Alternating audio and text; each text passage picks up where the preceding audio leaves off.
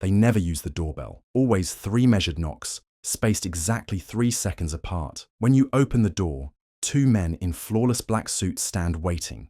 Men whose faces you'll struggle to remember clearly, even moments after they leave. Their voices carry the same unnatural cadence, like audio played at slightly the wrong speed, and they know things about the lights you saw, things you never told anyone. These visitors claim no government affiliation, yet they possess security clearances that don't officially exist. They speak in questions that feel like threats, make suggestions that sound like commands. Their cars idling outside produce no exhaust, make no engine noise, and when they finally leave, witnesses report the same haunting certainty. Those weren't entirely human eyes staring back at them. Tonight, I'm unveiling 7 encounters with these shadowed figures that have remained locked away in private archives. Testimony so unnerving that even seasoned investigators refuse to discuss them on record. These aren't the sanitized versions you've seen dramatized. These are raw accounts from ordinary people who learned that some experiences come with permanent watchers. Welcome to Arcade Recaps. I'm your host, and these are the suppressed testimonies that certain organizations will do anything to keep buried. Before we dive deeper, drop a comment and let me know where you're listening from tonight.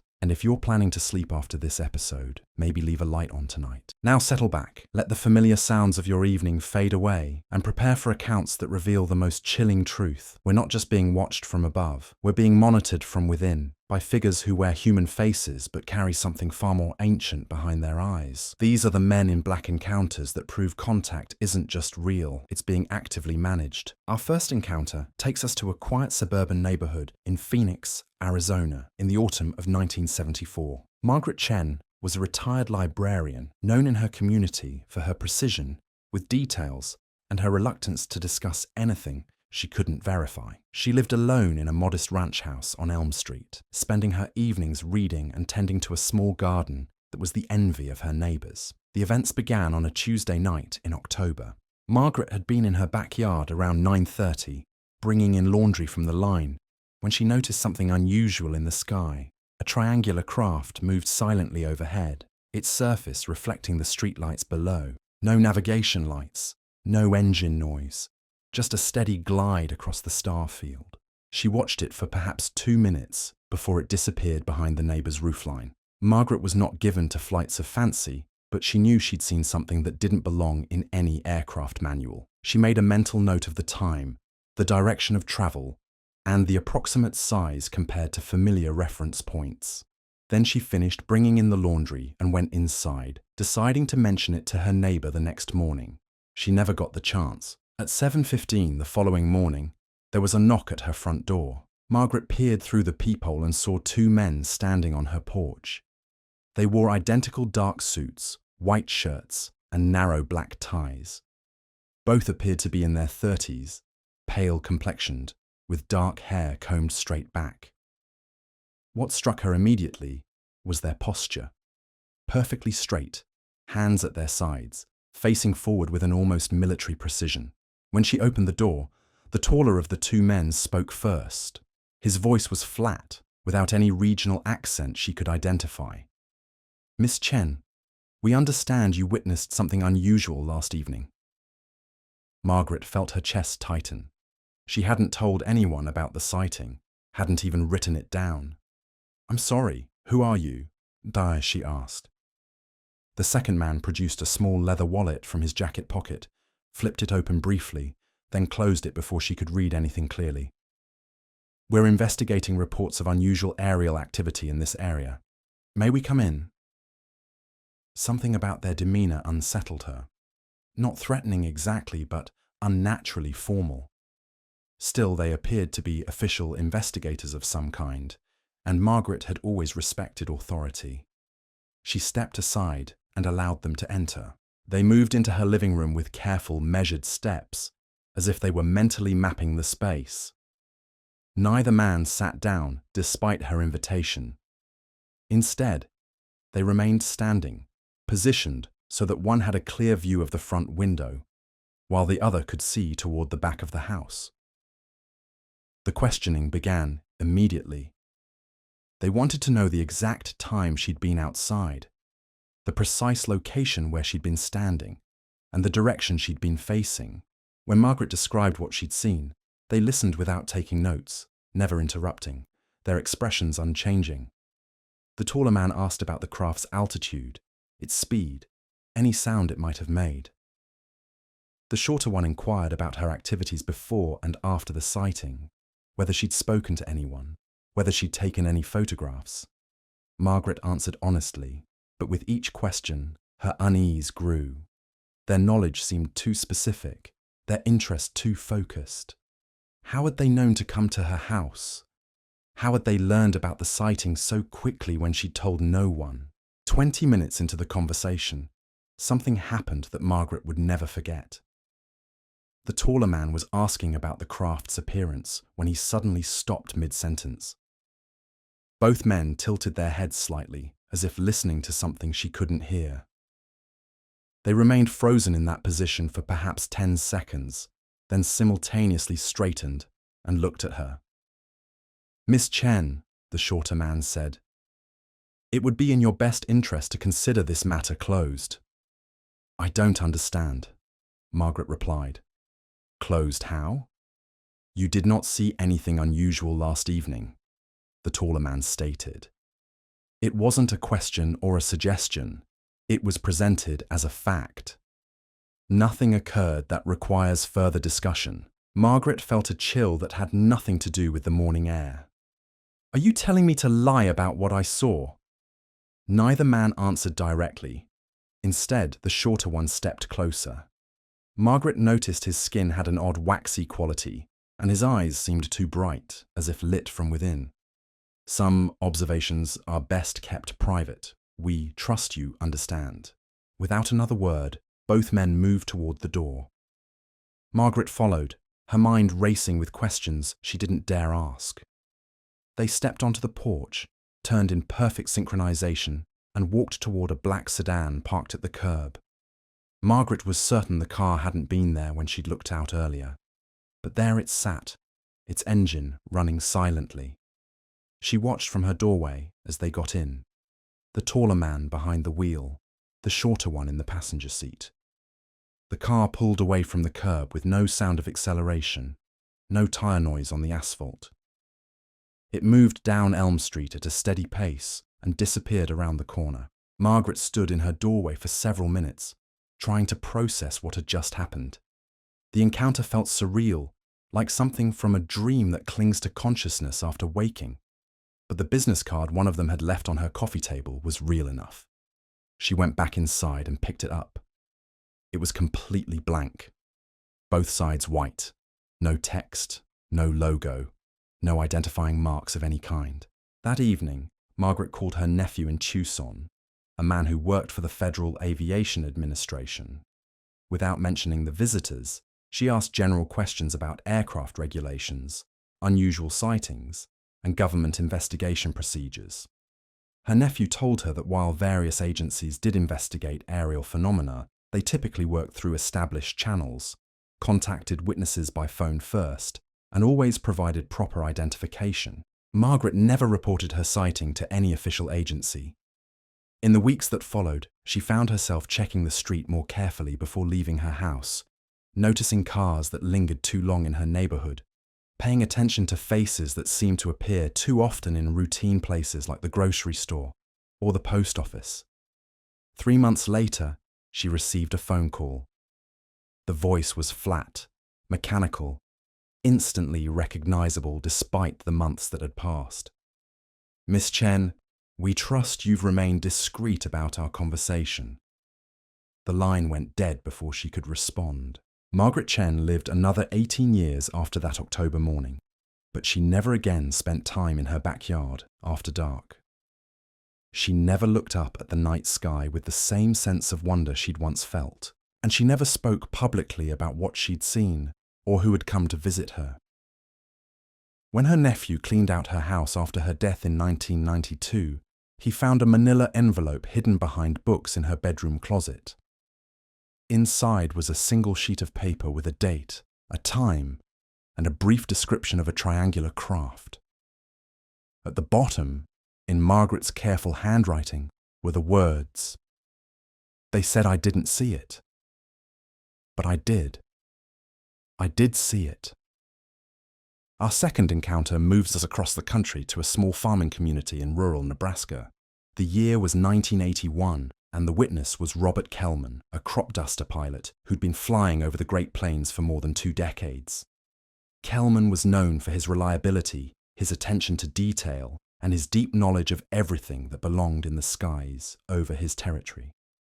On the morning of July 15th, Kellman was conducting his usual pre-dawn flight preparation at the small airstrip outside Hastings. The sky was clear, visibility unlimited, perfect conditions for the corn dusting run he had scheduled. As he performed his walk-around inspection of the aircraft, checking fuel levels and control surfaces, something caught his attention in the eastern sky. 3 disc-shaped objects moved in perfect formation, maintaining precise spacing as they traveled north to south at what Kellman estimated to be 15,000 feet. No contrails, no navigation lights, no sound reaching the ground. In 23 years of flying, he'd seen everything the military operated in that airspace. These were something else entirely. Kellman watched through binoculars as the objects maintained their formation for approximately 4 minutes before banking sharply west and accelerating beyond anything conventional aircraft could achieve.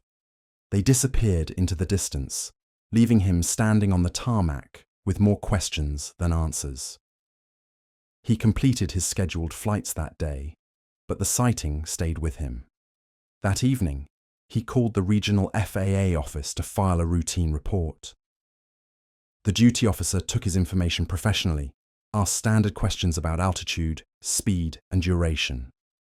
Kellman provided exact coordinates, precise timing, and detailed observations. The officer thanked him and said the report would be forwarded to the appropriate authorities. 4 days later, those authorities came calling. Kellman was in his hangar, working on engine maintenance, when he heard a car pull up outside. He glanced through the open doorway and saw a black sedan, its windows tinted dark enough to obscure the occupants. 2 men emerged, both wearing dark suits despite the July heat. They moved with purpose toward the hangar entrance. The older of the 2 men spoke first. His voice carried no warmth, no conversational tone. "Mr. Kellman, we're here about your recent report to the Federal Aviation Administration." Kellman wiped his hands on a shop rag, studying the visitors. Neither had offered identification. Neither looked like typical federal employees he'd dealt with over the years. "Which report would that be?" "The aerial phenomena you observed on July 15th at approximately 0540 hours. The precision of their information struck him immediately. His report had included the time, but hearing it repeated with military formatting by men who hadn't identified themselves felt wrong. "Who did you say you were with?" The younger man stepped forward slightly. His skin had an unusual pallor, almost grey in the hangar's fluorescent lighting. "We represent a joint task force investigating unusual aerial activity. Your report requires clarification." They asked him to recreate the morning of the sighting. Kellman walked them through his routine, pointing out where he'd been standing, describing the weather conditions, explaining what had drawn his attention skyward. They listened without interruption, their expressions fixed and unreadable. When he finished describing what he'd seen, the older man asked a question that made Kellman pause. "Did you photograph or record any portion of this encounter?" Kellman hadn't mentioned cameras in his original report. The question seemed oddly specific. "No, I didn't have a camera with me." "You're certain? No recording devices were activated during this time frame?" "I'm sure." "Why would you ask that?" Neither man answered. Instead, the younger one produced a small device from his jacket pocket, roughly the size of a smartphone, but with a smooth, featureless surface. He held it at chest level, pointing it in Kellman's direction. After a few seconds, he returned it to his pocket without explanation. The questioning continued for another 15 minutes. They wanted details about his flight schedule, his usual routes, whether he'd noticed anything unusual in previous weeks. Kellman answered honestly, but their demeanor grew increasingly unsettling. They never blinked as often as normal people. Their breathing seemed too controlled, too regular. Finally, the older man stepped closer. Kelman caught a faint odor, metallic and sharp, like ozone after lightning. Mr. Kelman, aerial anomalies can be easily misidentified. Weather phenomena, experimental aircraft, optical illusions created by atmospheric conditions. I know what I saw, Kelman replied firmly. I've been flying these skies for over 20 years. Experience can sometimes create expectations that influence perception, the younger man stated. What you observed was most likely a formation of military aircraft conducting classified exercises. Kelman felt his jaw tighten. He'd seen every type of military aircraft that operated in the region. These objects had moved in ways that defied conventional flight capabilities. Those weren't military aircraft. Both men exchanged a brief glance. The older one reached into his jacket and withdrew a manila folder. He opened it and showed Kelman a black and white photograph. It depicted 3 conventional fighter jets in formation, clearly military aircraft with visible markings and standard profiles. This is what you saw, Mr. Kelman, a routine training flight that was classified at the time of your observation, but has since been declassified. Kelman stared at the photograph. The aircraft bore no resemblance to what he'd witnessed. Different shape, different flight characteristics, different everything. That's not what I saw. Your report will be amended to reflect the correct identification, the younger man said. It wasn't a request. Amended by who? I'm not changing my report. The older man closed the folder. The amendment has already been processed. Your original description contains several technical inaccuracies that have been corrected. Kelman felt a surge of anger. You can't just change my report without my consent. The corrected version is more consistent with known aircraft operating in this area, the younger man explained. It eliminates confusion and maintains operational security for legitimate military activities. They began moving toward the hangar entrance. Kelman followed, his mind racing with implications he didn't like. What if I file another report? What if I tell people what I actually saw? Both men stopped and turned in perfect synchronization. The older one's expression remained neutral, but his words carried unmistakable weight. Mr. Kelman, your pilot's license is issued by the Federal Aviation Administration. That license depends on your reputation for accuracy and reliability.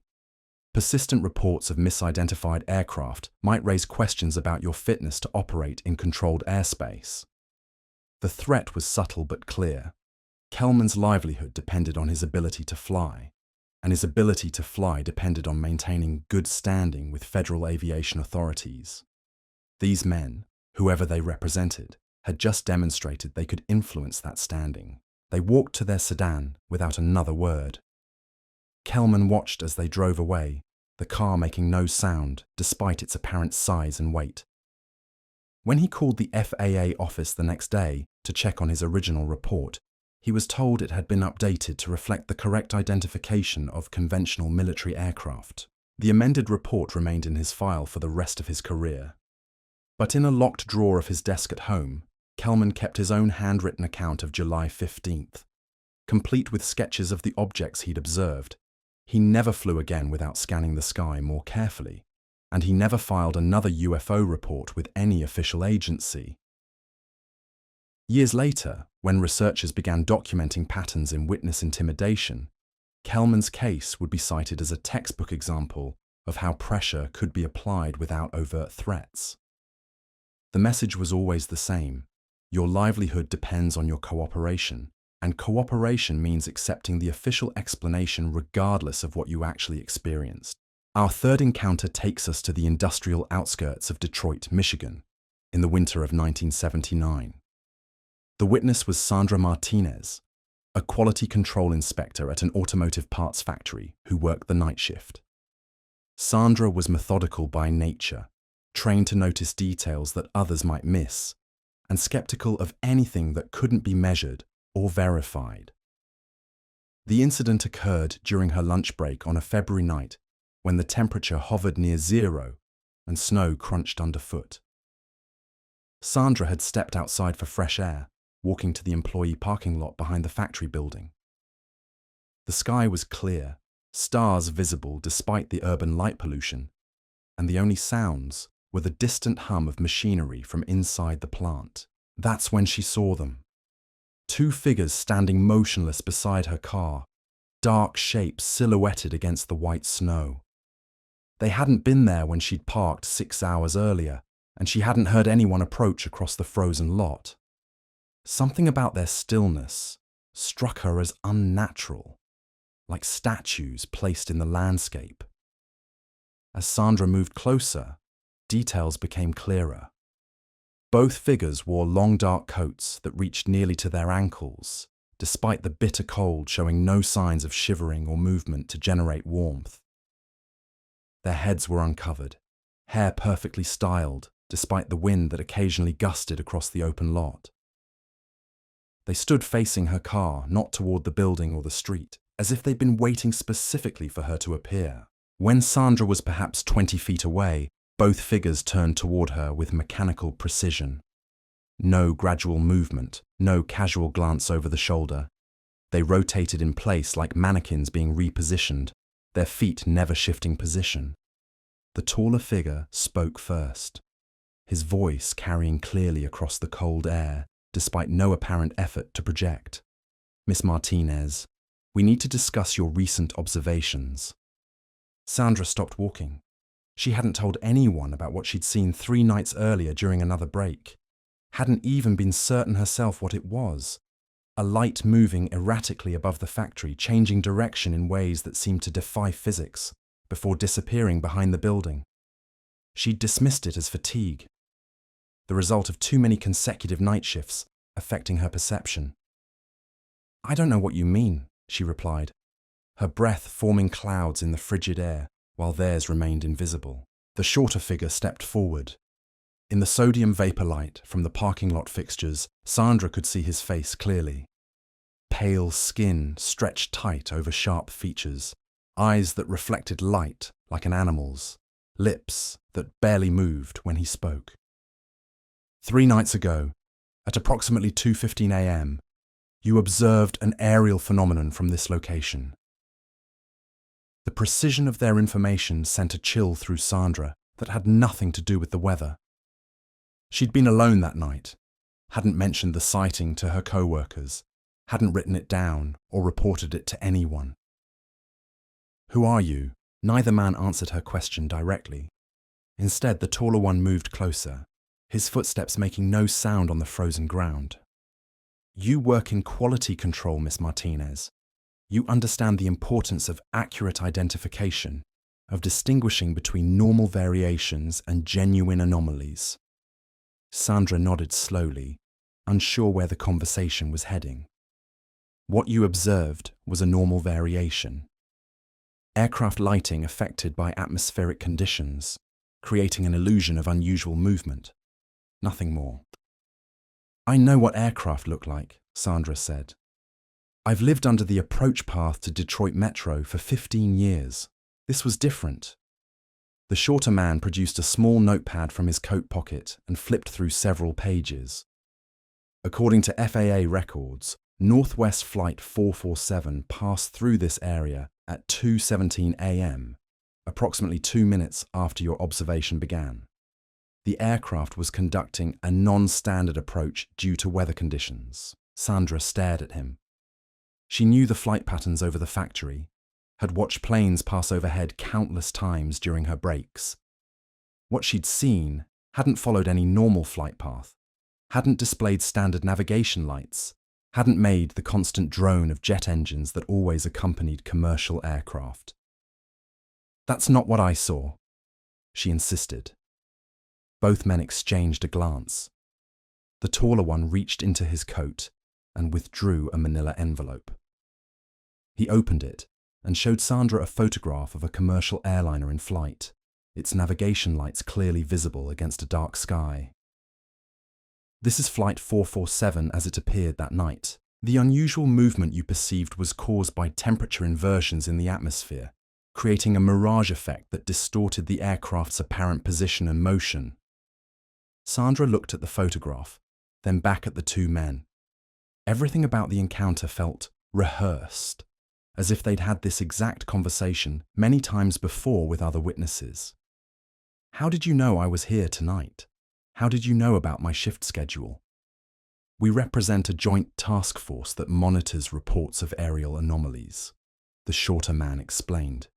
"We interview witnesses to ensure accurate identification and prevent the spread of misinformation. I haven't reported anything to anyone." "Sometimes reports are filed without the witness's knowledge," the taller man said. "Co-workers mention unusual conversations. Supervisors note changes in behavior patterns. Information reaches us through various channels." The implication was clear. They were monitoring her workplace, tracking her activities, possibly listening to private conversations.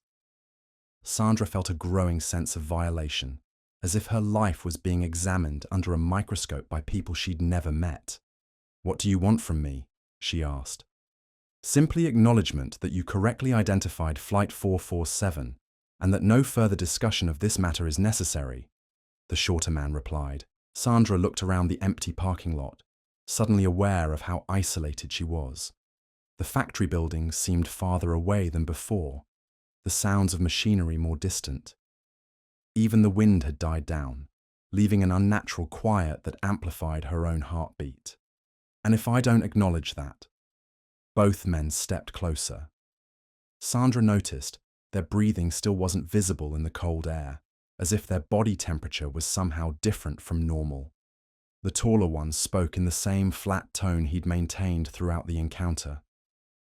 "Miss Martinez, quality control positions require security clearances. Those clearances are subject to periodic review based on reliability assessments. Persistent reports of misidentified aircraft might raise questions about an employee's attention to detail and judgment." The threat was unmistakable. Her job, her livelihood, her ability to support herself and her family, all dependent on maintaining her security clearance. These men had just demonstrated they could influence that clearance based on her willingness to accept their explanation. Without another word, both figures turned and walked toward the edge of the parking lot. Sandra watched as they disappeared into the shadows between two buildings, their dark coats blending seamlessly with the night. She waited several minutes before approaching her car, half expecting them to reappear, but the lot remained empty. The next morning, Sandra called in sick. She spent the day researching everything she could find about unusual aircraft sightings, government investigations, and witness interviews. What she discovered unsettled her more than the encounter itself. Report after report of similar visits, always involving pairs of men in dark clothing, always ending with subtle threats about employment or reputation. When following night, Sandra found she returned to work the memo in her locker. It informed all employees that discussing workplace security matters with unauthorized personnel could result in immediate termination and loss of clearance privileges. The memo was dated the morning after her encounter in the parking lot. Sandra Martinez worked at years, but she never took the factory for another outdoor break during the night shift. She never mentioned unusual lights to her co-workers, never looked up at the sky with the same curiosity she'd once felt. And when researchers years later tried to contact her about patterns in witness intimidation, they found she'd moved away without leaving a forwarding address. Our fourth encounter brings us to the desert landscape of New Mexico, where the horizon stretches endlessly and the night sky reveals secrets hidden from city dwellers. It was the spring of 1983, and Dr. Elena Rodriguez was conducting geological surveys for a mining company, spending weeks at a time in remote locations, measuring mineral deposits and soil composition. Rodriguez was a woman of science, trained at MIT, methodical in her approach to data collection, and skeptical of anything that couldn't be quantified. She'd chosen geology partly because she found comfort in the solid, measurable reality of rock formations and mineral structures. The desert, with its clear skies and minimal light pollution, had become her second home. On the night of March 22nd, Rodriguez was camped near a series of limestone formations about 60 miles northwest of Roswell. She'd finished her daily measurements and was preparing her equipment for the next morning when she noticed something unusual. A soft, pulsing light emanated from behind a ridge approximately half a mile from her camp. The glow was consistent, neither the flicker of a campfire nor the steady beam of artificial lighting. Curiosity overcoming caution, Rodriguez gathered a flashlight and walked toward the light source. As she crested the ridge, she saw something that challenged every assumption she'd held about the natural world. A smooth metallic disc rested in a small valley, its surface reflecting starlight with mirror-like precision. The craft appeared to be roughly 30 feet in diameter, with no visible seams or mechanical features. Rodriguez observed for nearly an hour, taking detailed mental notes about the object's appearance and behavior. Occasionally, the surface would pulse with that same soft light she'd noticed from her camp. No sound emerged from the craft. No vibration traveled through the ground beneath her feet. After documenting everything she could from her vantage point, she returned to her camp and spent the remainder of the night making detailed sketches and written observations. The next morning, Rodriguez hiked back to the valley. The craft was gone, but the ground where it had rested showed clear signs of disturbance. The desert sand was compressed in a perfect circle, with small pieces of an unknown metallic substance scattered around the perimeter. Rodriguez collected several samples, sealed them in specimen containers, and added them to her geological survey materials. Upon returning to Albuquerque a week later, Rodriguez took the samples to the university laboratory, where she occasionally conducted freelance analysis work. The initial examination revealed properties that didn't match any known terrestrial materials. The metal fragments showed unusual isotopic ratios and a crystalline structure unlike anything in the standard reference databases. Rodriguez was preparing a more detailed analysis when the visitors arrived. She was working late in the laboratory on a Thursday evening when the security guard called to inform her that 2 men were in the lobby requesting to speak with her. When Rodriguez went downstairs, she found them waiting with the patient stillness she would later describe as unnaturally perfect. Both wore dark suits with narrow lapels, their hair styled in a way that seemed decades out of date. Their skin had a waxy quality that became more pronounced under the harsh fluorescent lighting of the lobby. The older of the 2 men spoke first, his voice carrying no inflection or emotional undertone. "Dr. Rodriguez, we understand you've been conducting analysis on certain materials collected during your recent fieldwork." Rodriguez felt her stomach tighten. The samples were locked in her laboratory upstairs, and she'd told no one about their origin or unusual properties. "I conduct many analyses as part of my work. You'll need to be more specific." The younger man stepped forward. His eyes, Rodriguez noticed, seemed to reflect light in a way that human eyes shouldn't. Materials collected from a site approximately 60 miles northwest of Roswell on March 23rd. Metallic fragments exhibiting anomalous properties. The precision of their knowledge was impossible to explain through normal channels. The university had no record of her sample collection, and her field reports wouldn't be submitted to the mining company for another week. "Who are you with?" Neither man answered directly. Instead, the older one produced a leather folder from his jacket and opened it briefly before closing it again. The movement was too quick for Rodriguez to read any identification, but she caught a glimpse of official-looking documentation. "We represent a joint task force investigating unauthorized collection of classified materials," the younger man explained. "Your samples were taken from a restricted military testing area." Rodriguez frowned. She'd checked topographical maps before beginning her survey work, and the location showed no military installations or restricted zones. "That area isn't marked as restricted." I have permission from the landowner to conduct geological surveys. Restrictions are not always publicly posted, the older man replied. Certain activities require operational security that precludes obvious signage or boundary markers. They asked to examine her laboratory, claiming they needed to verify that no classified materials were present on university property. Rodriguez reluctantly agreed, leading them upstairs to her workspace. Both men moved through the laboratory with purpose, as if they already knew the layout and location of equipment. When they reached her sample storage area, the younger man pointed directly to the container holding the metallic fragments. Those materials need to be transferred to appropriate custody. Rodriguez felt a surge of professional indignation.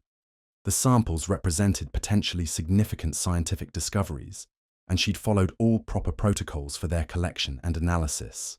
I need to complete my analysis first. The preliminary results suggest these materials have unique properties that warrant further study. Both men exchanged a glance that lasted several seconds. The older one moved closer to Rodriguez, and she caught that same metallic odor she'd noticed in other encounters, sharp and artificial. Dr. Rodriguez, your geological consulting contracts depend on security clearances maintained through various federal agencies. Those clearances require demonstrated reliability and adherence to classification protocols. The threat was subtle, but unmistakable. Rodriguez's freelance work with mining companies often involved federal land assessments, and those contracts required security clearances that could be revoked without explanation. Her income, her professional reputation, her access to research facilities, all could be affected by these men's recommendations. The materials pose no security risk, Rodriguez insisted. They're simply unusual mineral samples that deserve scientific examination. Unusual materials often have unusual origins, the younger man stated. Origins that may be classified for reasons of national security. Rodriguez watched as they carefully collected every fragment from her sample containers, sealing them in unmarked bags that disappeared into their jacket pockets. They also requested copies of any analysis she'd already conducted, claiming they needed to verify that no classified information had been inadvertently documented. When they finished collecting materials, the older man placed a business card on her laboratory bench. Unlike the blank cards left by visitors in other encounters, this one bore a simple phone number with no other identifying information. Dr. Rodriguez, if you remember any additional details about your fieldwork, please contact us immediately. They left as quietly as they'd arrived, offering no further explanation about their authority or the reason for confiscating her samples. Rodriguez stood in her laboratory, staring at the empty sample containers and the single phone number they'd left behind. The next morning, Rodriguez called the number. An automated recording informed her that the line was no longer in service. When she tried to research the specific location where she'd collected the samples, she discovered that recent geological survey maps now showed the area as a restricted military zone, though she was certain it hadn't been marked that way during her original research. Rodriguez never received payment for the consulting work she'd been conducting for the mining company. When she called to inquire about her final payment, she was told that her contract had been terminated due to security clearance issues. No further explanation was provided. In the years that followed, Rodriguez gradually shifted her research focus away from fieldwork and toward laboratory-based analysis of conventional materials. She never returned to that area northwest of Roswell, never again collected samples from locations that weren't thoroughly documented and approved in advance. When UFO researchers later contacted her about her experience, Rodriguez was reluctant to discuss details. She would only say that some discoveries carry consequences that extend far beyond the scientific value of the findings themselves. Our fifth encounter moves us to the Pacific Northwest, where the dense forests and frequent cloud cover create an atmosphere of perpetual mystery. The year was 1986, and the witness was Thomas Brennan, a forest ranger with the U.S. Forest Service who'd spent 15 years patrolling the wilderness areas of Olympic National Forest. Brennan was conducting a routine fire prevention survey along a remote trail system, when he encountered something that would reshape his understanding of what inhabits the spaces between civilization and true wilderness. The morning had been typical for late September. Cool air carrying the scent of pine and the sound of streams rushing over granite bedrock. At approximately 11:30, Brennan was documenting potential fire hazards near a grove of old-growth Douglas firs when he heard what he initially thought was aircraft noise. But as the sound grew closer, he realized it wasn't the steady drone of conventional engines.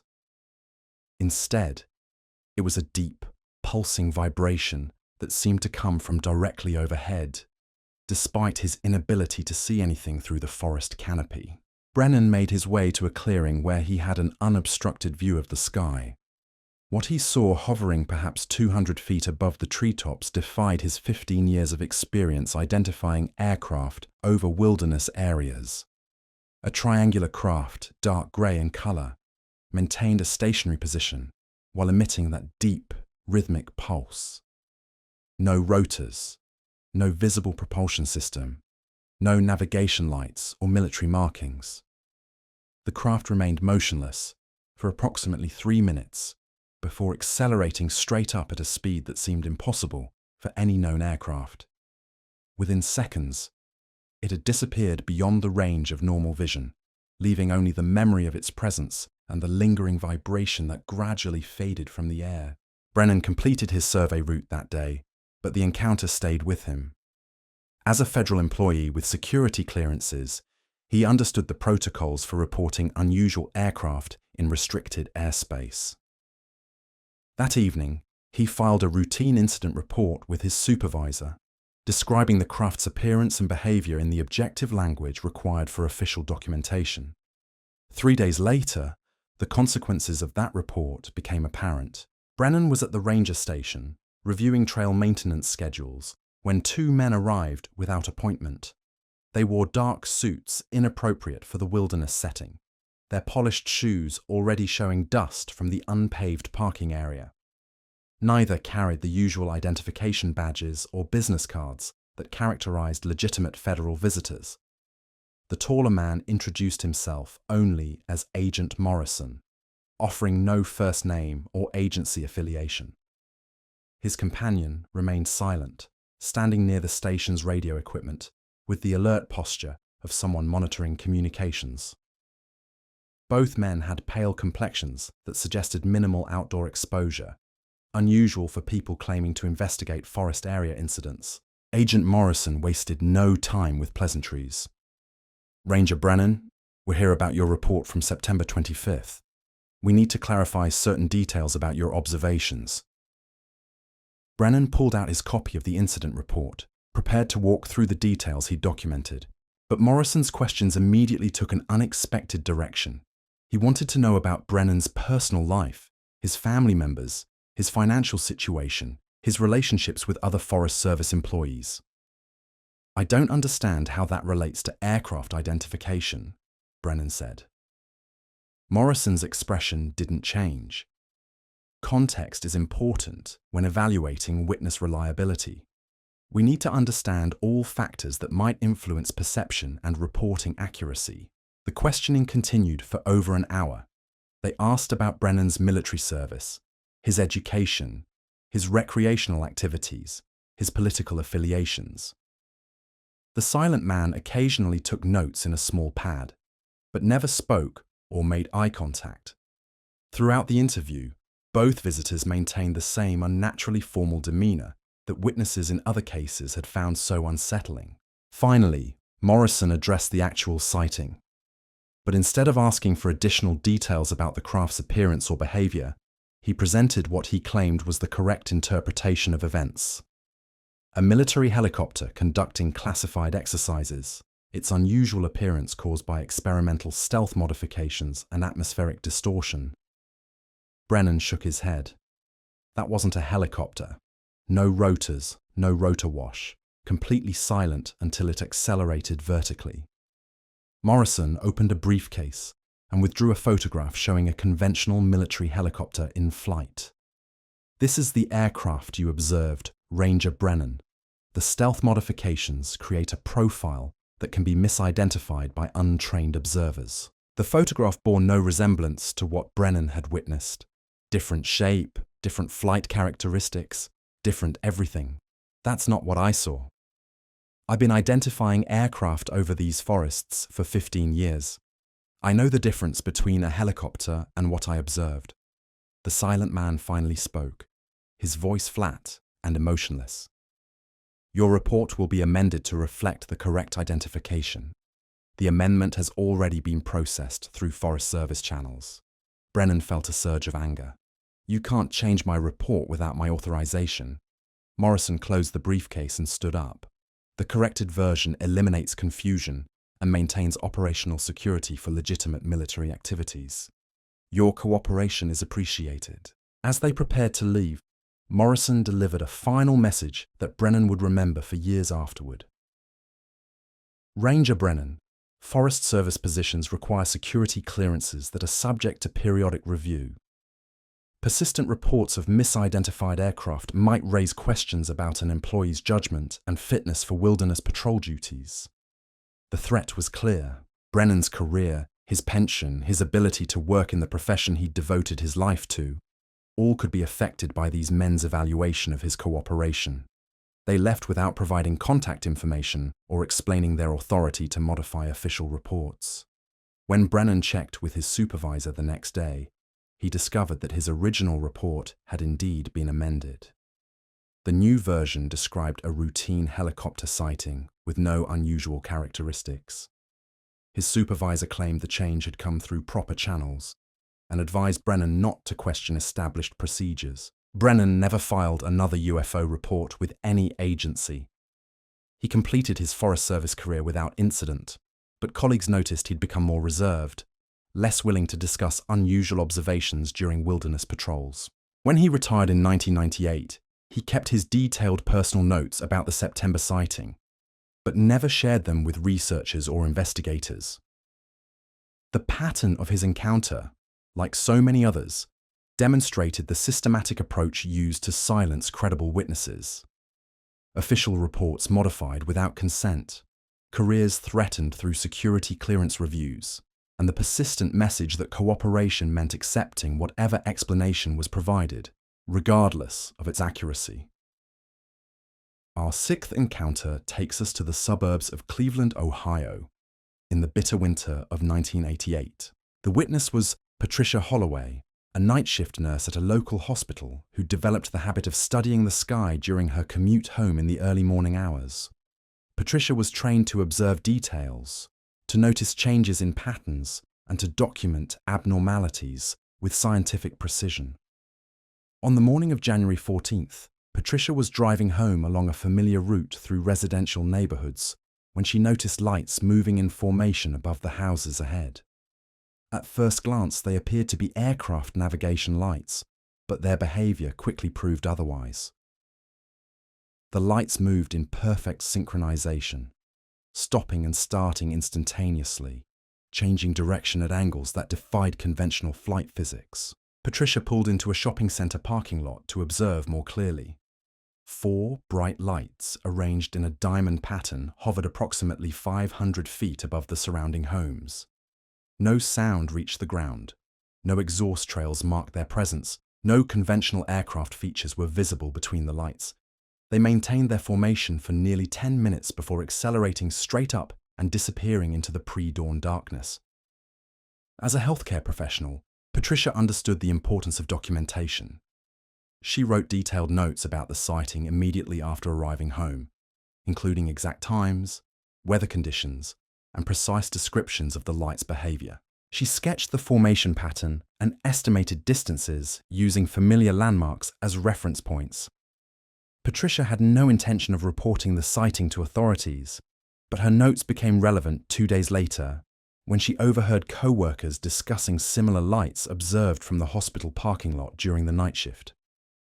Realizing that multiple witnesses had seen the same phenomenon, she mentioned her own observations during a break room conversation.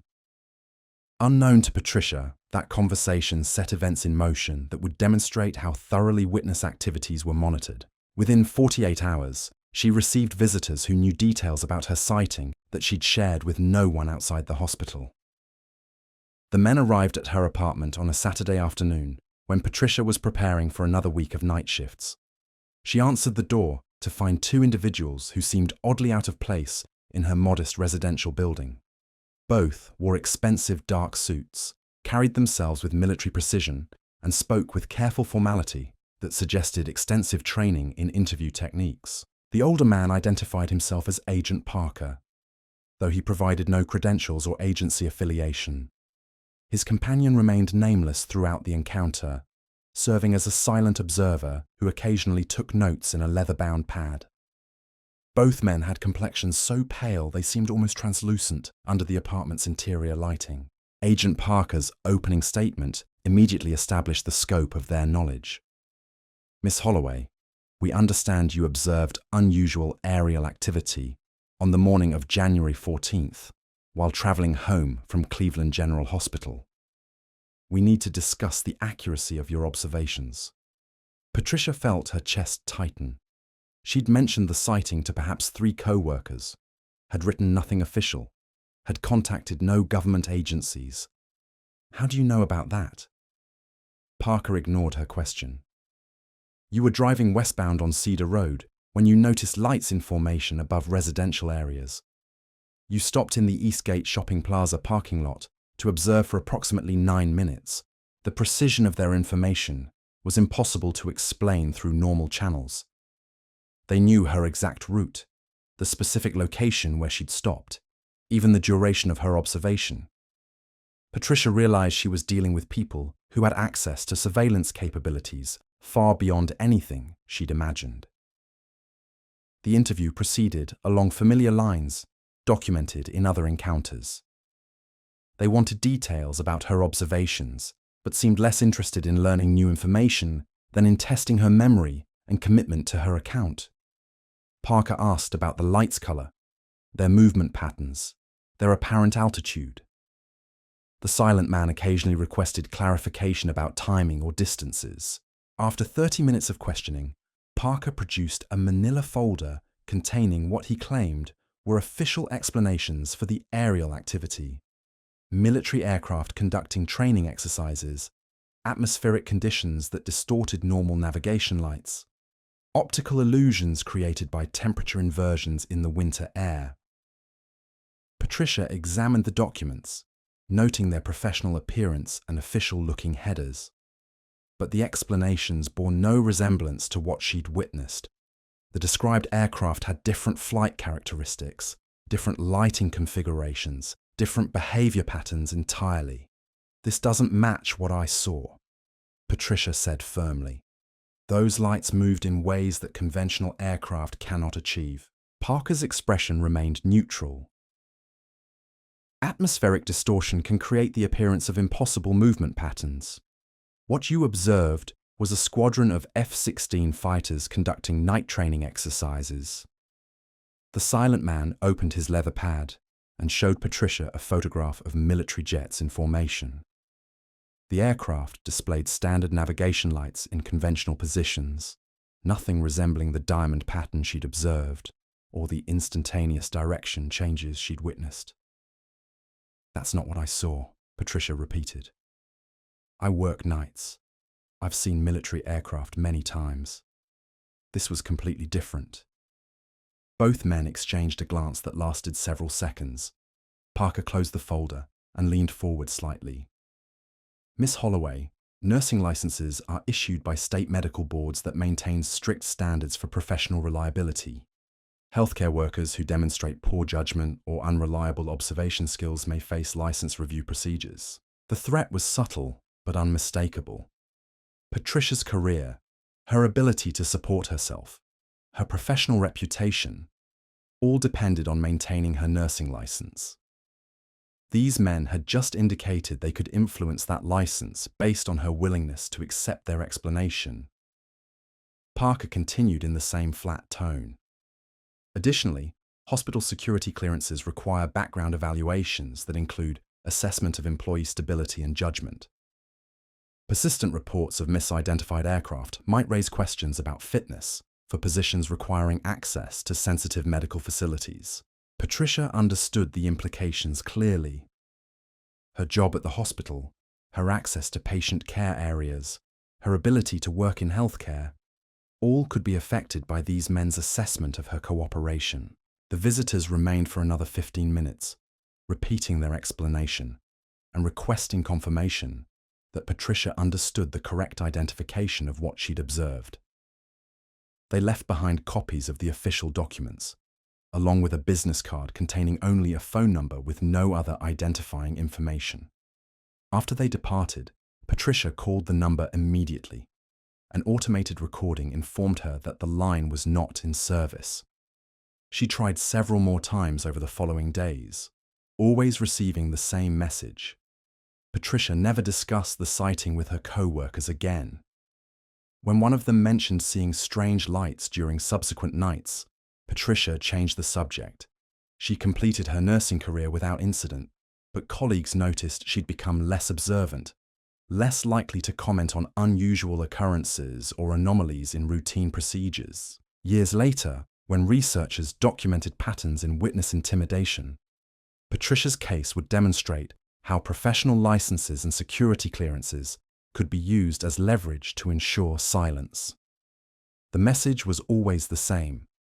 Your livelihood depends on your willingness to accept official explanations, regardless of their relationship to actual observations.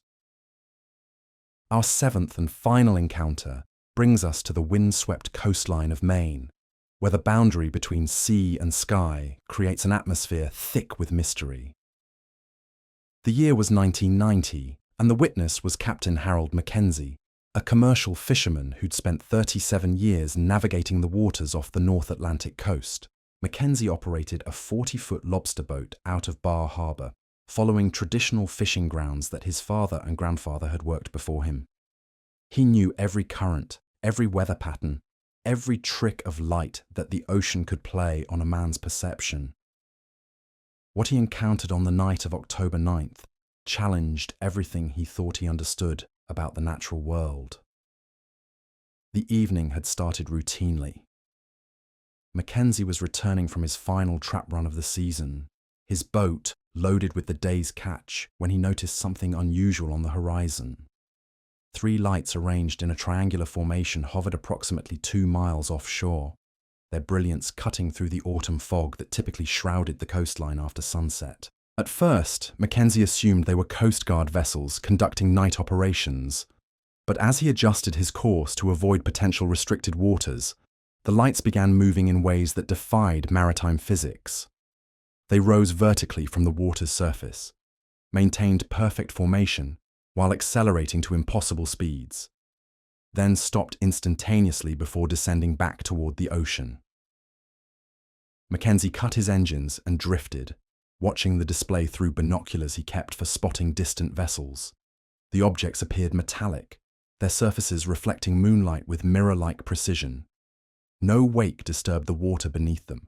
No sound carried across the distance that separated his boat from their position. For 23 minutes, he observed their movements, while documenting everything in the logbook he maintained for insurance and Coast Guard inspections. When the objects finally departed, accelerating beyond the horizon at speeds no known watercraft could achieve, Mackenzie completed his return to port with more questions than answers. He'd witnessed something extraordinary, but his practical nature demanded verification before drawing conclusions. The next morning, Mackenzie contacted the Coast Guard station in Bar Harbor to inquire about any official operations that might explain the lights. The duty officer checked overnight logs and confirmed no Coast Guard, Navy, or civilian vessels had been operating in that area during the time frame in question. No aircraft training exercises, no emergency responses, no legitimate explanation for what Mackenzie had observed. Satisfied that he'd witnessed something genuinely anomalous, Mackenzie mentioned the sighting to several fellow fishermen during their morning coffee gathering at the harbour diner. His reputation for reliability and his decades of experience on those waters gave weight to his account. Within hours, word had spread through the tight-knit fishing community that Harold Mackenzie had seen something unusual offshore. That afternoon, while Mackenzie was preparing his boat for winter storage, two men approached him on the dock. They wore dark suits, completely inappropriate for the maritime environment, their polished shoes already showing salt stains from the harbour's wooden planking. Neither carried the identification typically displayed by federal maritime inspectors or Coast Guard investigators. The taller man spoke first, his voice carrying an accent Mackenzie couldn't place, despite his years of dealing with visitors from various regions. "Captain Mackenzie, we understand you reported unusual vessel activity during last night's fishing operations." Mackenzie paused in his equipment maintenance, studying the visitors. Their formal attire and careful speech patterns marked them as government representatives of some kind, though he couldn't determine their specific agency or authority. "I mentioned seeing some lights offshore. Nothing official was filed." The shorter man stepped closer, his pale complexion standing out starkly against the weathered faces typical of harbour workers. "We investigate maritime incidents that might pose navigation hazards or security concerns. Your observations require clarification." They asked detailed questions about his route, his fishing locations, the exact coordinates where he'd observed the lights.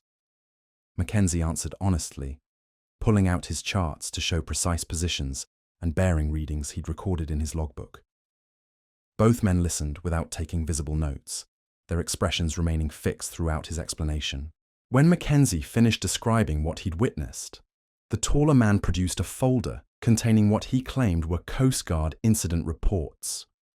According to these documents, a naval submarine had been conducting training exercises in the area, its periscope and communications mast, creating the appearance of unusual lights when observed from a distance.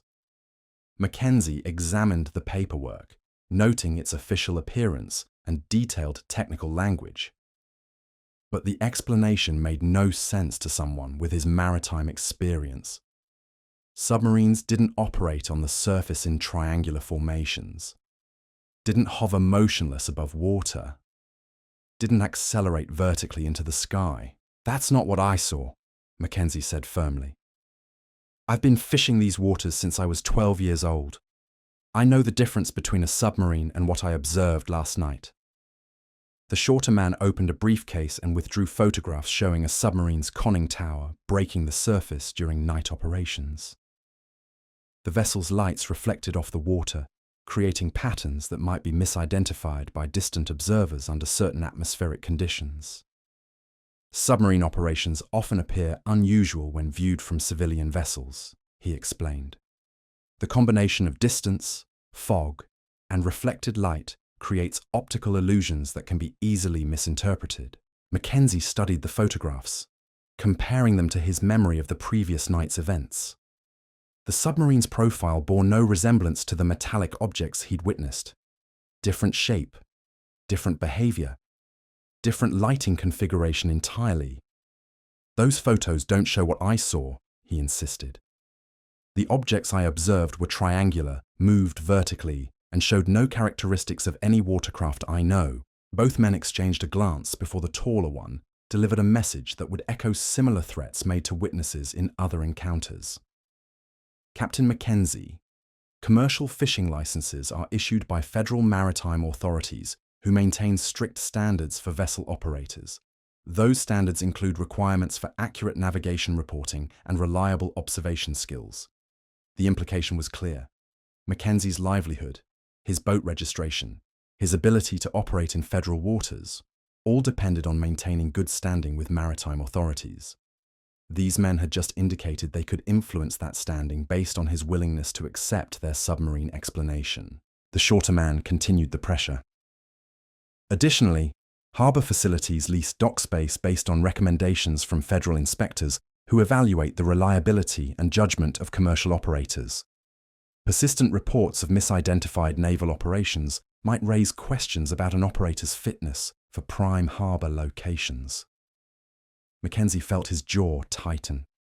He'd operated from the same dock for over 2 decades, had built his business on reputation and reliability. The suggestion that his dock space might be threatened based on an honest sighting report struck him as fundamentally wrong. "I'm not changing what I saw," he said quietly. "I know the difference between a submarine and what I observed." Both visitors stood simultaneously, their movements coordinated with unnatural precision. The taller one placed a business card on Mackenzie's equipment box, the white cardstock containing only a phone number, with no other identifying information. "Captain Mackenzie, we trust you'll reconsider your observations in light of the correct information we've provided. Naval operations require security that sometimes conflicts with civilian reporting." They walked away without further explanation, their formal attire creating an odd contrast against the working harbour's casual atmosphere. Mackenzie watched them disappear into the parking area, noting that he heard no car engine start, despite their obvious departure. That evening, Mackenzie called the number on the business card. An automated recording informed him the line was not in service. He tried several more times over the following days, always receiving the same message. 2 weeks later, Mackenzie received notice that his dock lease was under review due to compliance questions raised by federal maritime inspectors. The letter provided no specific details about alleged violations, but indicated that continued use of harbour facilities required demonstration of adherence to all federal reporting requirements. Mackenzie never spoke publicly about his October sighting again. When other fishermen asked about the unusual lights, he claimed he'd been mistaken about what he'd observed. His dock lease was renewed without further complications, but colleagues noticed he'd become less talkative, less willing to share observations about unusual maritime activities. When researchers years later tried to document his encounter, they discovered that Mackenzie had sold his boat and moved inland, leaving no forwarding information with the harbour authority. His case joined the growing collection of witness accounts that demonstrated how economic pressure could be applied to ensure silence about anomalous sightings. The pattern, across all 7 encounters, reveals a systematic approach to witness intimidation that operates below the threshold of obvious criminality. No direct threats, no physical violence, no dramatic confrontations. Instead, a careful application of pressure through professional and economic vulnerabilities that most people cannot afford to ignore. These visitors, whether government agents operating beyond normal protocols or something far stranger, understand precisely how to silence witnesses without leaving evidence of coercion. They know intimate details about people's lives, arrive without warning or invitation, and deliver messages that reshape behavior through implied consequences rather than explicit threats. The consistency of their methods suggests coordination at levels that extend far beyond individual agencies or departments. The same formal attire, the same emotionless delivery, the same precise knowledge of personal information, the same subtle threats to livelihood and reputation. Whether these patterns indicate human organization or something else entirely remains an open question. What emerges clearly from these accounts is that the phenomenon of unidentified aerial objects carries consequences that extend far beyond the initial sightings. Witnesses discover that their observations have been monitored, their activities tracked, their vulnerabilities identified and catalogued. The message delivered is always the same. Some truths carry prices that most people cannot afford to pay. The men in black, whatever their true nature or origin, serve as guardians of secrets that someone or something considers vital to protect. They appear at the intersection of the unknown and the undeniable, ensuring that evidence remains elusive and witnesses remain silent. Their presence transforms extraordinary encounters into personal tragedies of lost truth and enforced ignorance. For those who study these patterns, the encounters raise profound questions about the nature of reality and the forces that shape our understanding of it. If these visitors represent human agencies, what authority grants them such sweeping powers over civilian lives? If they represent something else, what does their presence suggest about humanity's place in a universe far stranger than we've been allowed to understand? The 7 encounters we've explored tonight represent only a fraction of similar reports that accumulate in the shadows of official denial. Each witness faced the same choice: accept the explanations provided and maintain their normal lives, or persist in their truth and face consequences that extend far beyond personal inconvenience. Most chose silence. The few who didn't discovered that courage has costs measured in careers destroyed, reputations ruined, and truths buried beneath layers of official contradiction. The men in black understand this calculus perfectly, applying pressure with surgical precision to achieve their goals without leaving fingerprints on the process. In our next journey into these hidden realms, we'll explore how witnesses who refused to remain silent faced escalating pressure from visitors whose patience had limits. We'll examine cases where the subtle approach gave way to more direct methods, and we'll document the price paid by those who believed truth was worth any sacrifice. Until then, consider the implications of what we've uncovered tonight.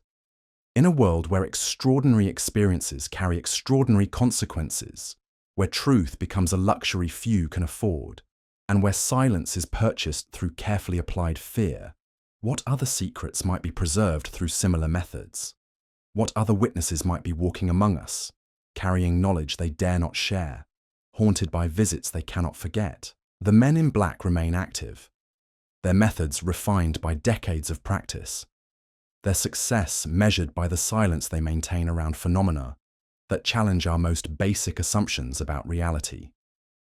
They are the guardians of secrets we're not allowed to know, the enforcers of ignorance we're required to accept, the shadow between what is and what we're permitted to understand. Their work continues in the margins of human experience, ensuring that some doors remain closed, some questions unasked, and some truths forever buried beneath the weight of consequences too severe to bear. They are patient, thorough, and ultimately successful in their mission to preserve the boundaries of acceptable knowledge. And they are always watching, always listening, always ready to appear when someone sees too much, knows too much, or speaks too much about the mysteries that surround us. In their perfect black suits and their emotionless faces, they carry the authority to reshape reality through the simple expedient of making witnesses forget, deny, or remain forever silent about what they've experienced. The question that haunts those who study these encounters is not whether the men in black exist, but what truths they protect with such dedication that they're willing to destroy lives to preserve them. What knowledge is so dangerous that it requires such systematic suppression? What reality is so threatening that it cannot be allowed to surface in public awareness? These questions echo through the testimonies we've examined tonight, carried in the voices of witnesses who paid the price for seeing beyond the boundaries of acceptable experience. Their accounts stand as monuments to truths that someone, somewhere, considers too dangerous for general knowledge. And in the spaces between their words, in the silence that follows their testimony, we glimpse the outline of mysteries that may be far stranger and more significant than we've been allowed to imagine. The pattern of control extends beyond individual encounters into the realm of collective memory. When researchers began documenting these cases in the late 20th century, they discovered something unsettling about the nature of information suppression. It wasn't simply that witnesses were silenced. It was that entire networks of evidence seemed to dissolve systematically, leaving behind only fragments and whispers.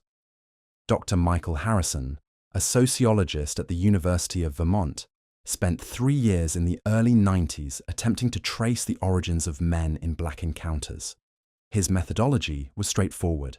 He would identify witnesses through UFO research organizations, conduct detailed interviews about their experiences, then attempt to verify supporting documentation, police reports, medical records, employment files, anything that might corroborate the timeline and circumstances described by witnesses.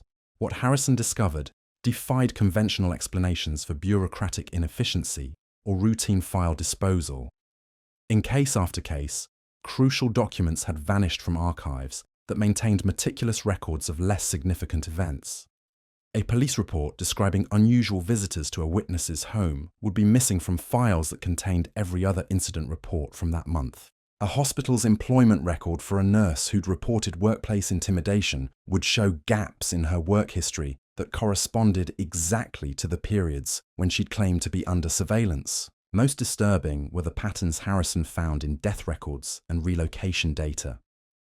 Witnesses who'd spoken openly about their encounters showed statistically unusual rates of sudden relocation, career changes, and premature deaths from seemingly natural causes, heart attacks in healthy individuals, car accidents on familiar roads during clear weather, house fires in homes with modern electrical systems. Harrison's research came to an abrupt halt when his university office was burglarized. The thieves ignored expensive computer equipment and research materials related to other projects, taking only the files related to his Men in Black investigation. Security cameras in the hallway had malfunctioned that night, and the building's electronic access logs showed no unauthorized entries during the time frame when the theft occurred. 2 days after the burglary, Harrison received visitors at his home. They followed the familiar pattern documented in hundreds of other cases: dark suits, pale complexions, formal speech patterns, and intimate knowledge of his research activities.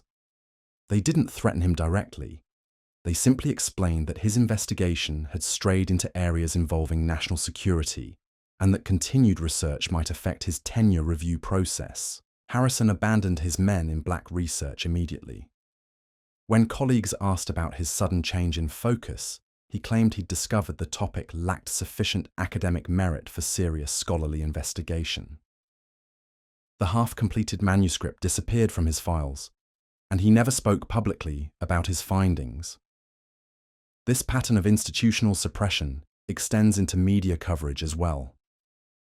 Journalists who've attempted serious investigation of Men in Black phenomena report similar experiences of source intimidation, document disappearance, and professional pressure. Television producers find that programs about witness encounters face unusual technical difficulties during production, while newspaper editors discover that stories about intimidation tactics somehow fail to reach print despite being cleared through normal editorial channels. The effect creates a vacuum of information that serves the visitor's purposes perfectly. Without institutional support for investigation, without media coverage to raise public awareness, without academic research to establish credible foundations, the phenomenon remains marginalized in the realm of conspiracy theory and science fiction. Witnesses find themselves isolated, facing experiences they cannot share without risking their credibility and livelihood. But the control mechanisms extend even deeper into the infrastructure of information itself. Librarians at major research institutions report unusual patterns in their collections related to UFO and anomalous phenomena research. Books disappear from stacks, periodicals vanish from archives, and digital databases experience selective data corruption that affects only certain categories of material. In 1995, Janet Morrison was head librarian at a major university's research collection when she began noticing these anomalies. Patrons would request specific titles about witness encounters, only to discover that books listed in the catalogue were no longer on the shelves.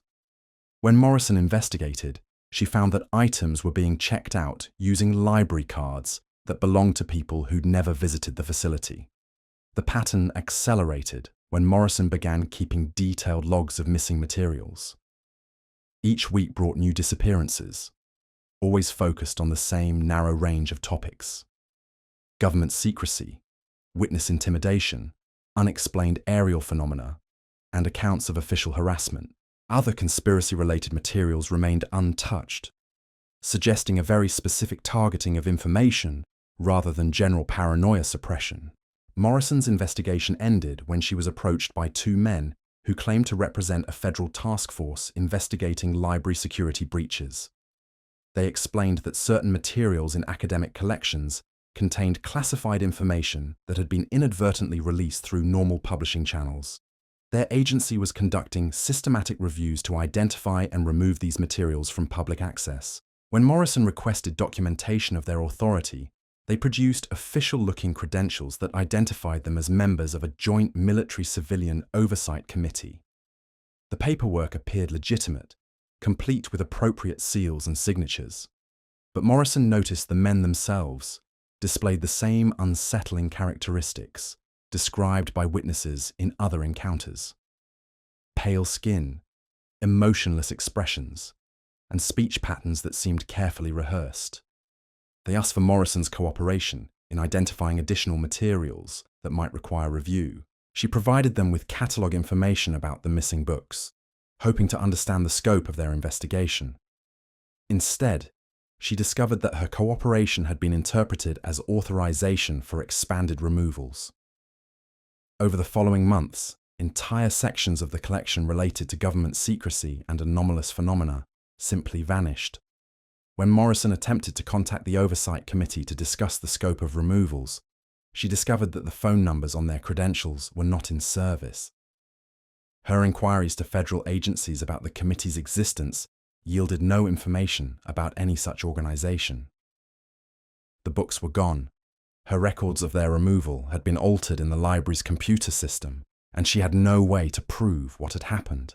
Morrison never spoke publicly about the systematic removal of materials from her collection. When researchers later contacted her about patterns of information suppression in academic libraries, they found she'd taken early retirement and moved to a location where she could not be reached for comment. These institutional patterns of control create a framework that operates at multiple levels simultaneously. Individual witnesses face personal intimidation that silences their accounts. Researchers encounter professional obstacles that halt investigation. Media organizations experience technical and legal difficulties that prevent coverage. Libraries and archives lose materials that might support documentation. The result is a systematic erasure of evidence that operates so smoothly it appears almost natural. The sophistication of this suppression network suggests coordination at levels far beyond what individual agencies or departments could achieve through normal bureaucratic channels. The visitors who appear at witnesses' doors represent only the visible component of a system that reaches into every institution where information might be preserved, studied, or disseminated. Consider the implications of such coordination. If these are human organizations operating within government structures, what authority grants them power to manipulate academic research, media coverage, and institutional records across multiple agencies and jurisdictions? If they represent something else entirely, what does their integration into human information systems suggest about the scope of their influence? The answers remain hidden behind walls of institutional silence and personal fear. But the patterns themselves reveal a truth that transcends the specific nature of the visitors or their origins. Someone or something considers the phenomena of unidentified aerial objects and witness encounters to be sufficiently threatening that they've constructed an elaborate infrastructure to ensure public ignorance. This infrastructure operates through the careful application of pressure at critical points in the information ecosystem. Silence witnesses through personal intimidation. Block research through professional obstacles. Prevent media coverage through technical interference. Remove documentary evidence through systematic collection. The result is a reality where extraordinary experiences become impossible to verify, investigate, or discuss within legitimate institutional frameworks. The success of this approach can be measured in the gap between the number of reported encounters and the level of serious institutional attention they receive. Thousands of witnesses describe similar experiences with mysterious visitors, yet no major academic institution conducts research into the phenomenon. Hundreds of cases involve apparent violations of civil rights and federal law, yet no law enforcement agency investigates the patterns. Dozens of journalists have encountered obstacles while investigating these stories, yet no media organization has examined the systematic nature of information suppression itself. This gap between evidence and attention is not accidental. It represents the carefully maintained boundary between public knowledge and protected truth. The men in black, whatever their nature or origin, serve as guardians of this boundary, ensuring that certain categories of human experience remain forever marginalized, discredited, and ignored. Their methods have evolved over decades of practice, refined through countless encounters with witnesses who learned too late that some observations carry consequences extending far beyond personal inconvenience. The visitors have perfected techniques for identifying vulnerable individuals, applying pressure through institutional channels, and maintaining silence without leaving evidence of coercion. But perhaps most significantly, they've created a climate of fear that extends beyond direct victims to affect anyone who might consider investigating or discussing these phenomena.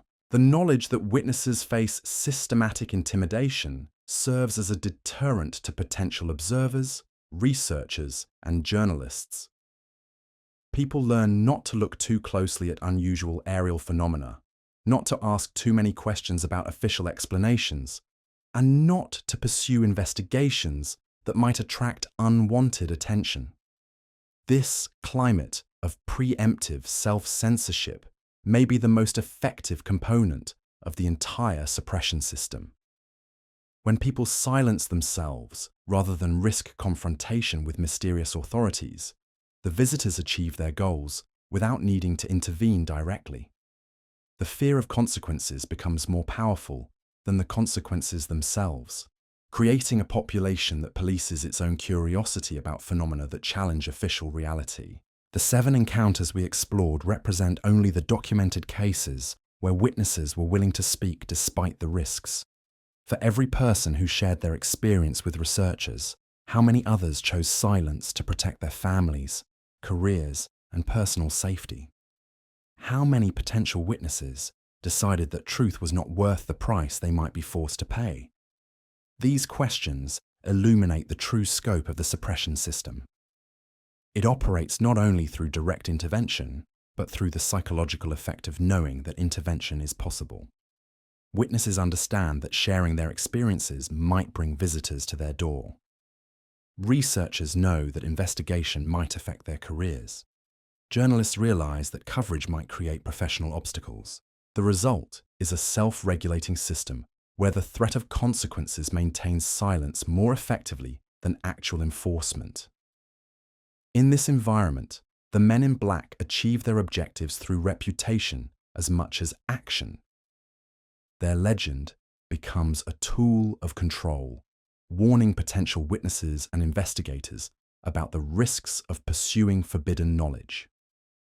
The stories themselves serve their purposes, creating boundaries around acceptable curiosity and legitimate investigation.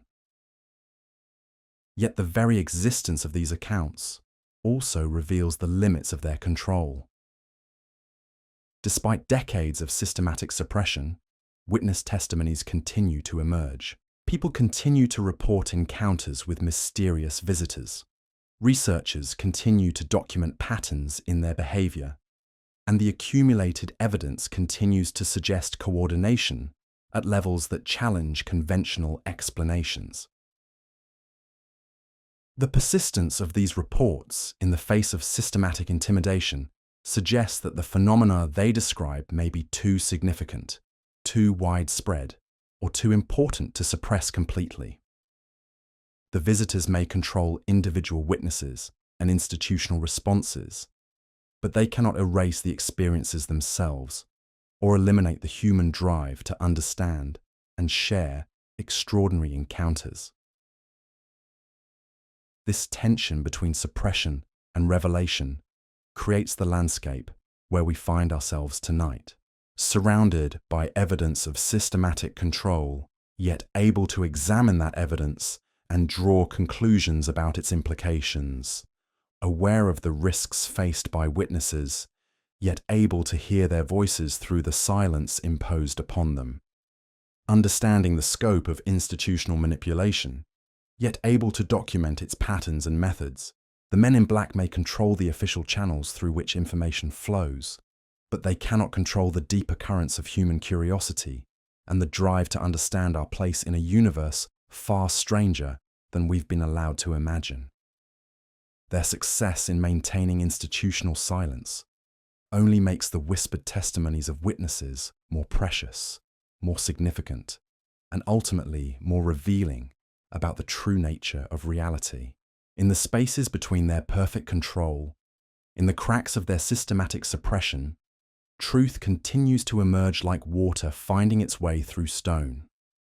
The encounters continue, the witnesses continue to speak despite the risks, and the patterns continue to suggest mysteries that someone, somewhere, considers too dangerous for general knowledge.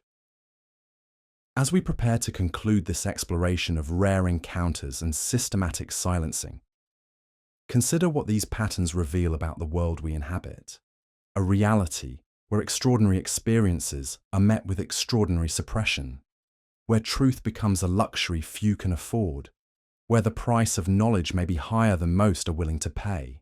The men in black stand at the intersection of the known and unknown, ensuring that certain doors remain closed, certain questions unasked, and certain truths forever protected by walls of institutional silence and personal fear. They are the guardians of secrets we're not allowed to possess, the enforcers of ignorance we're required to accept, and the shadow that falls between what is and what we're permitted to understand. Their work continues in the margins of human experience, refined by decades of practice, supported by institutional networks that span the entire information ecosystem. They are patient, thorough, and ultimately successful in maintaining the boundaries of acceptable reality. Yet their very success in suppressing information becomes information itself, revealing through its patterns and methods the outline of truths they work so diligently to conceal. In the systematic nature of their intervention, we glimpse the systematic importance of what they protect. In the sophistication of their methods, we understand the sophistication of what they guard against. In the persistence of their efforts, we recognize the persistence of what they seek to hide. The truth they guard may be far more profound than individual witness accounts or isolated sightings. Consider the mathematical impossibility of their coordination across multiple agencies, institutions, and geographical regions without leaving administrative fingerprints. Consider the technological sophistication required to monitor witness activities in real time, to anticipate reporting patterns before they develop, to intervene at precisely the right moment to maximum effect. These capabilities suggest resources and organization that transcend conventional government operations. The visitors operate with a precision that indicates advanced knowledge of witness behavior, psychological profiles that predict individual vulnerabilities, and coordination mechanisms that span jurisdictional boundaries without apparent authorization from recognizable authorities. Dr. Catherine Walsh encountered this impossibility firsthand in 1992 while working as a statistician for the Department of Health and Human Services. Walsh specialized in demographic analysis, tracking population movements and behavioral patterns through large data sets. Her work required security clearances that granted access to interagency databases containing information about citizen activities across multiple government departments. While conducting routine research on migration patterns in rural communities, Walsh discovered anomalies in the data that defied statistical explanation. Certain individuals showed movement patterns that suggested systematic relocation following specific trigger events, geographic clustering around military installations, aerospace facilities, and research centers, timing correlations between relocation and reported aerial phenomena in their previous locations. Walsh's training in pattern recognition immediately identified these anomalies as evidence of coordinated intervention rather than natural population dynamics. The affected individuals weren't random. They were witnesses, researchers, journalists, and others whose activities intersected with unexplained aerial phenomena. Their relocations weren't voluntary career moves or family decisions.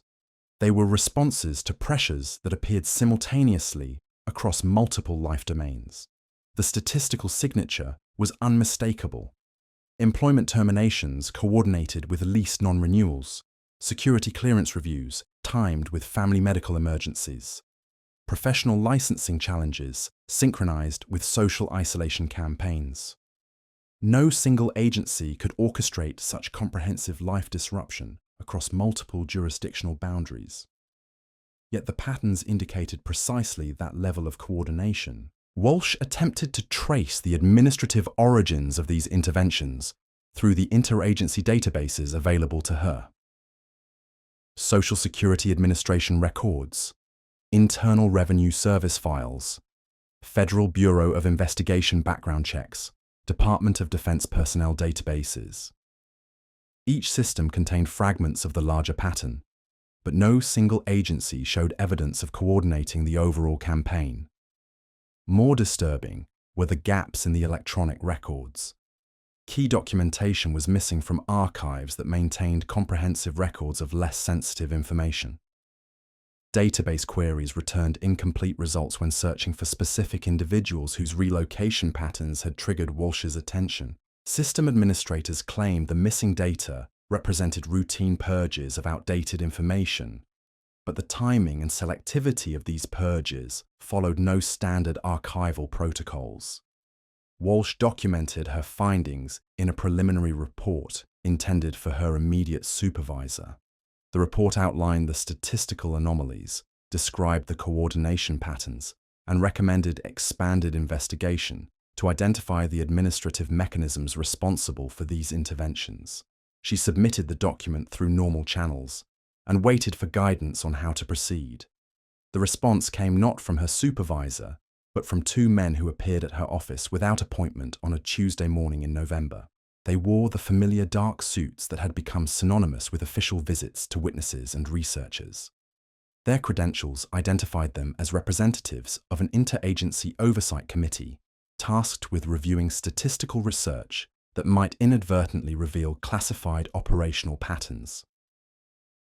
The conversation followed protocols that Walsh now recognized from hundreds of witness accounts. Polite but firm questioning about her research methods, requests for copies of all related documentation, explanations about national security implications of statistical analysis that might reveal operational patterns. They asked about her family, her career aspirations, her financial obligations, her professional relationships. Most significantly, they demonstrated knowledge of her research that extended beyond what she'd documented in her preliminary report. They knew about database queries she'd conducted months earlier, about informal conversations with colleagues regarding her findings, about personal notes she'd kept in her home office. Their monitoring of her activities had been comprehensive and ongoing, suggesting surveillance capabilities that operated independently of her official government employment. The meeting concluded with a request that Walsh redirect her research focus toward topics less likely to intersect with operational security concerns. They explained that statistical analysis could sometimes reveal patterns that compromised ongoing investigations or endangered personnel working in sensitive areas. Her cooperation would be noted favorably in her personnel file and considered during future career advancement opportunities. Walsh never submitted additional reports about demographic anomalies related to witness relocation. Her research focus shifted to conventional population studies that posed no challenges to official explanations of citizen behavior. When colleagues inquired about her preliminary findings, she claimed the patterns had proven to be statistical artifacts rather than evidence of systematic intervention. But Walsh's experience revealed something crucial about the infrastructure supporting visitor activities. The coordination she documented through statistical analysis required access to databases across multiple agencies, real-time monitoring of citizen activities at a national scale, and intervention capabilities that could simultaneously affect employment, housing, healthcare, and financial systems. Such capabilities exceeded the resources of any known government agency or department. They suggested either unprecedented interagency cooperation, operating outside normal bureaucratic channels, or access to systems and authorities that transcended conventional government structures entirely.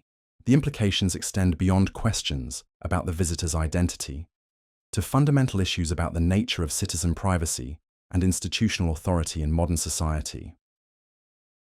If human agencies possess the ability to monitor and manipulate individual lives with the precision Walsh documented, what constraints limit their use of these capabilities? If the visitors represent something else entirely, what does their integration into human information systems reveal about the extent of their influence? These questions become more urgent when considered alongside the technological sophistication evident in visitor activities. Witnesses consistently report that their encounters involve individuals who demonstrate knowledge of private conversations, personal relationships, and intimate details about their lives that would be impossible to obtain through conventional surveillance methods. Tonight we've walked through 7 encounters that reveal the methodical architecture of silence.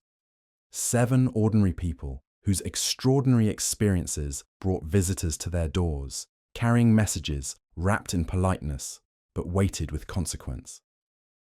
Margaret Chen's triangular craft, Robert Kellman's formation flight, Sandra Martinez's impossible lights, Dr. Rodriguez's desert discovery, Thomas Brennan's forest triangle, Patricia Holloway's diamond formation, Captain Mackenzie's oceanic display, each sighting unique, each response identical. The pattern emerges from the shadows like a photograph developing in chemical solution, dark suits that never wrinkle, pale faces that never quite seem alive, voices that carry authority without identification, knowledge that extends beyond any normal surveillance capability. They arrive within hours or days of sightings that were never reported, demonstrating awareness that transcends conventional information gathering. They speak with precision about private moments, personal details, family members, professional vulnerabilities. Their message remains constant across decades and distances. What you saw was something else. What you experienced has an explanation. What you remember should be forgotten. Accept our version. Protect your career. Maintain your security clearance. Preserve your reputation. The choice appears voluntary, but the consequences of refusal stretch into every corner of a witness's existence. Yet in their very success lies revelation. The systematic nature of their response suggests the systematic importance of what they suppress. The sophistication of their methods reveals the sophistication of what they're guarding against. These 7 accounts represent thousands more, gathering in whispered conversations and fading memories of those who learned that some truths carry prices too high for most to pay. But they also represent something the visitors cannot ultimately control: the human drive to witness, to remember, to share what challenges our understanding of reality itself. The men in black may silence witnesses, but they cannot erase the experiences that created them. In the spaces between their perfect control, truth persists, like starlight penetrating darkness. These encounters continue. These witnesses continue to emerge, and someone, somewhere, considers these mysteries too dangerous for humanity to fully comprehend. Sweet dreams, and remember, some doors once opened can never be completely closed again.